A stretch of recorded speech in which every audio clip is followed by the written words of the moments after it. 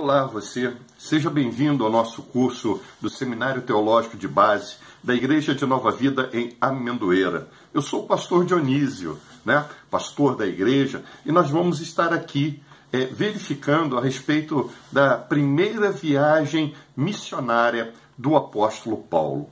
E eu quero conversar com você aquilo que Lucas, o evangelista Lucas, descreve no livro de Atos dos Apóstolos. Lucas, ele era médico, e Lucas, ele vem com detalhes, sendo usado pelo Espírito Santo, para falar como é que começou essa viagem de Paulo, aonde foi, quem foi que determinou para que Paulo começasse essa viagem. Então, tem aqui o livro de Atos, Atos dos Apóstolos, capítulo de número 13, do verso 1 até o verso de número 3, o texto base para nós começarmos e iniciarmos essa nossa viagem missionária junto com aqueles que o Espírito Santo de Deus, ele chamou e convidou, assim como está chamando você. Então seja bem-vindo.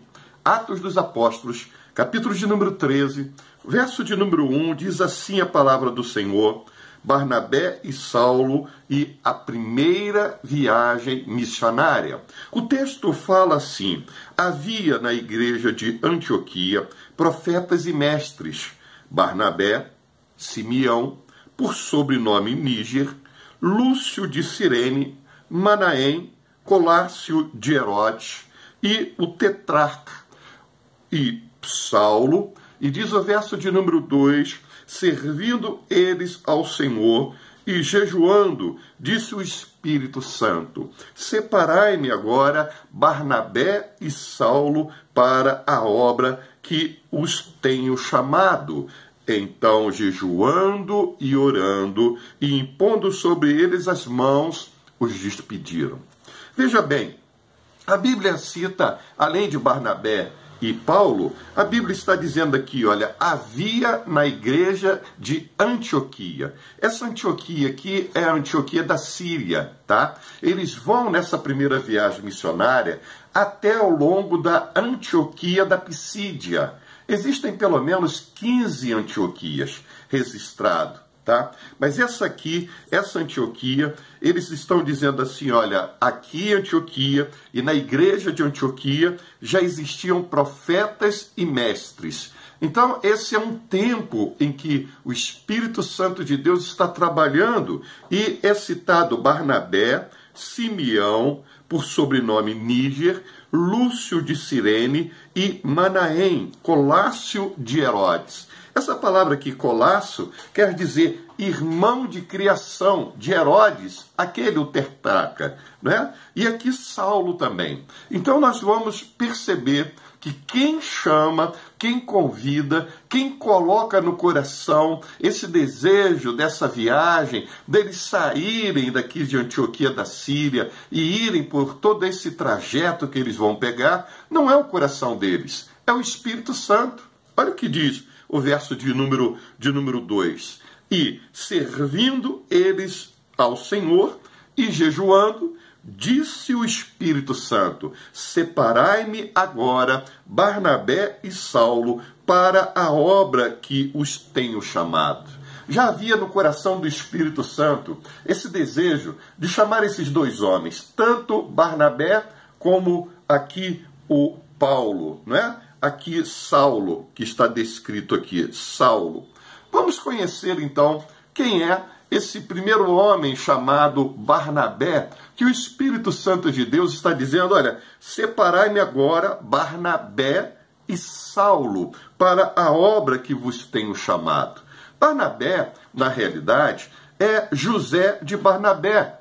Ele era levita, ele era de uma ilha chamada Chipre, tá bom? Talvez por ele ser da tribo de Levi, ele tenha servido no templo, Não se sabe. Ao que parece que era razoável.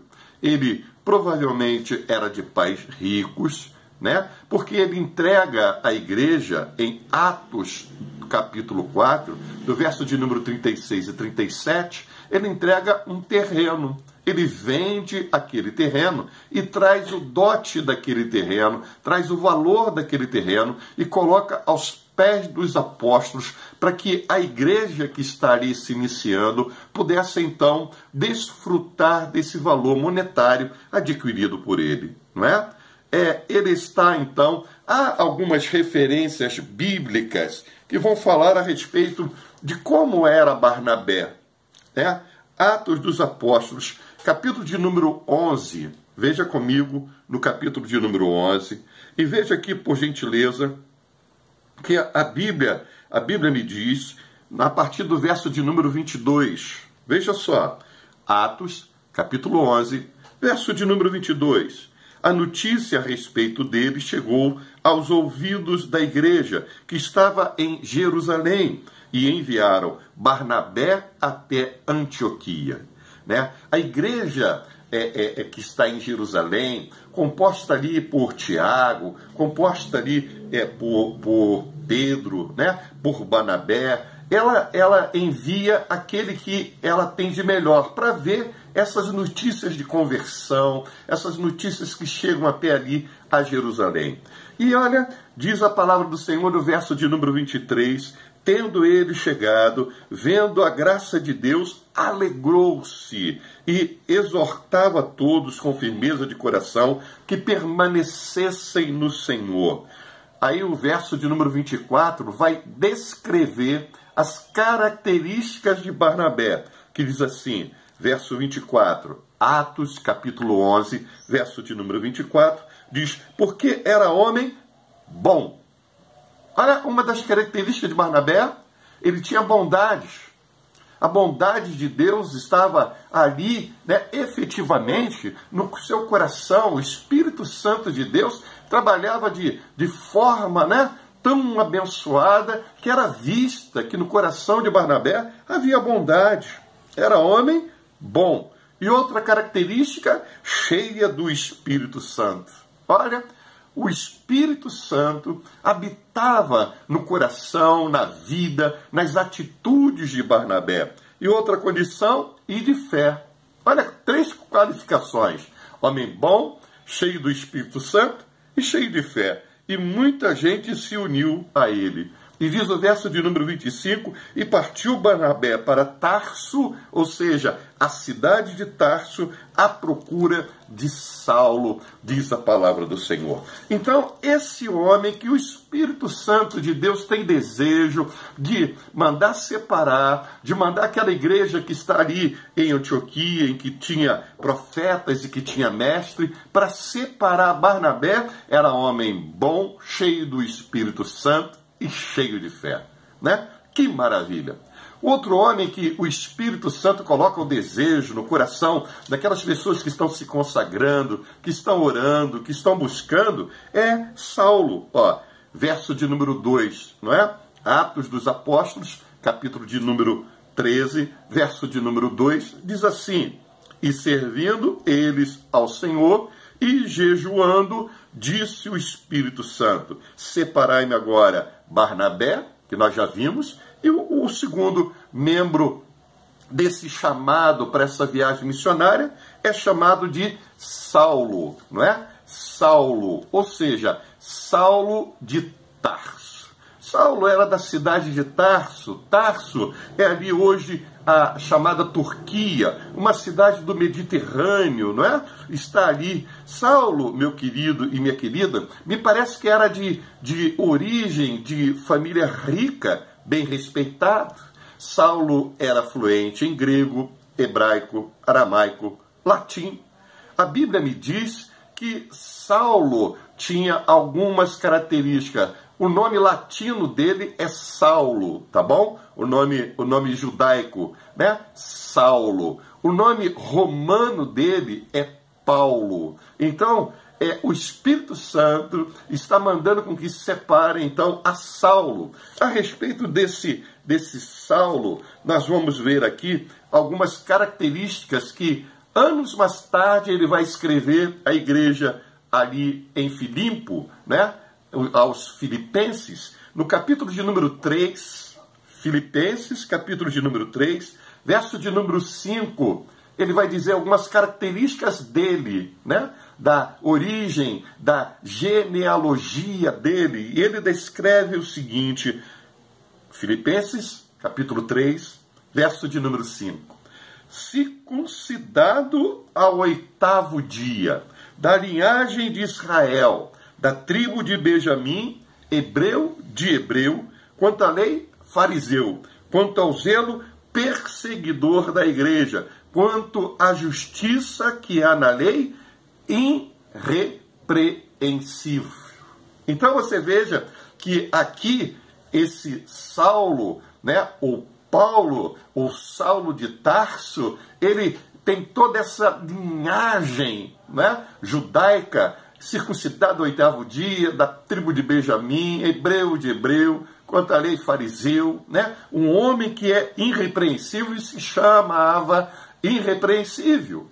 Mas há a conversão dele, e a conversão dele está descrita aqui, o chamado dele está descrito aqui em Atos dos Apóstolos, capítulo de número 9, que diz a palavra do Senhor nosso Deus, em Atos dos Apóstolos, capítulo de número 9. Diz assim, a conversão, não é, de Saulo, desse mesmo Saulo de Tarso. A conversão de Saulo de Tarso dar-se aqui no registro de Lucas, em Atos dos Apóstolos, capítulo de número 9. Atos dos Apóstolos, capítulo de número 9, verso de número 1, diz assim, Saulo, respirando ainda ameaça de morte contra os discípulos do Senhor, dirigiu-se ao sumo sacerdote e lhe pediu cartas para a sinagoga de Damasco, a fim de que, caso achasse alguns que eram do caminho, seita essa chamada, né? Alguns que eram do caminho, assim homens como mulheres, o levassem preso para Jerusalém. Então, Atos dos Apóstolos, capítulo de número 9, verso de número 3, diz assim, e seguindo ele estrada fora, aproximando-se de Damasco, subitamente uma luz do céu brilhou ao seu redor, caindo por terra, e ouviu uma voz que lhe dizia, Saulo, Saulo, por que me persegues? E o verso de número 5 diz assim, e ele perguntou, quem és tu, Senhor? E a resposta foi, eu sou Jesus, a quem tu persegues. Né? Jesus, ele toma para si as dores da perseguição, daquilo que você vive como igreja, daquilo que eu vivo como igreja, daquilo que nós vivemos como igreja. Jesus toma para ele. Jesus nos diz, por que tu está perseguindo a minha igreja? Jesus diz, porque tu me persegue, porque Jesus é o cabeça da igreja. Aqui vai haver então a conversão de Saulo de Tarso. Ele vai passar 3 dias, né, cego, a qual não vai comer nem beber. E o Senhor vai falar com um profeta chamado Ananias para impor as mãos sobre ele. E ali ele recebe o batismo nas águas. E ali, amados do Senhor, há essa conversão. Agora, é Saulo que também tem por condição hereditária a cidadania romana. Talvez o pai dele, certamente, o avô, né, passou para o pai, e o pai passou para Paulo. Nós sabemos que uma das características profissionais de Paulo era que ele confeccionava tendas. E era muito normal, muito comum as pessoas prestarem serviço ao exército romano fazendo tendas de couro. Isso trazia algumas regalias estas até de serem considerados como dignos de receberem esta cidadania romana. Certa vez, Paulo encontrou com um dos homens que eram centuriões, e esse homem perguntou para ele, mas como é que você conseguiu essa cidadania? Porque a mim me custou uma fortuna. E Paulo vai dizer que recebeu do seu pai, recebeu hereditariamente. Então aqui nós temos aqui Saulo, né? Seu nome latino, seu nome judaico, e ele tem aqui Paulo, né? Seu nome romano. Então, um cidadão de Tarso, e ele tem uma cultura, o pai dele, a família dele era rica, e Saulo de Tarso, ele vai estudar junto à escola de um rabino muito famoso, rabino chamado Gamaliel. Esse rabino, os teólogos dizem que na época em que Paulo estava, ou que Paulo tinha, não tinha como Paulo estudar aos pés de Gamaliel, no sentido de ser o próprio Gamaliel, mas sim pessoas que foram instruídas por Gamaliel, agora estão instruindo o apóstolo Paulo. Nessa escola que era ali muito abençoada no sentido de importância da cultura, né? E Paulo recebe toda essa condição. Agora Paulo está convertido, agora Paulo está junto com Barnabé, e Paulo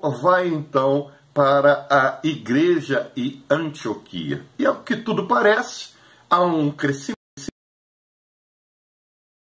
O terceiro membro dessa viagem missionária é João Marcos, né? Quem é João Marcos? João, o seu nome judaico, e Marcos, o seu nome latino, o seu nome grego. João Marcos, Colossenses, capítulo de número 4, verso de número 10, diz que é primo de Barnabé. Então não foi o Espírito Santo o mesmo Espírito Santo que pediu para que separasse o apóstolo Paulo, Barnabé, não é? Não foi o Espírito Santo que colocou e que chamou e que falou o nome de Marcos, mas algum tipo de sentimento que talvez o seu primo Barnabé tinha de caminhar junto com ele e o levou, né? João Marcos, então, para essa terceira viagem, para essa primeira viagem missionária, não é? Então aqui está descrito que eles vão, então, e diz o verso de número 4, aqui está a primeira experiência, então, da saída de tanto Paulo como Barnabé, como João Marcos,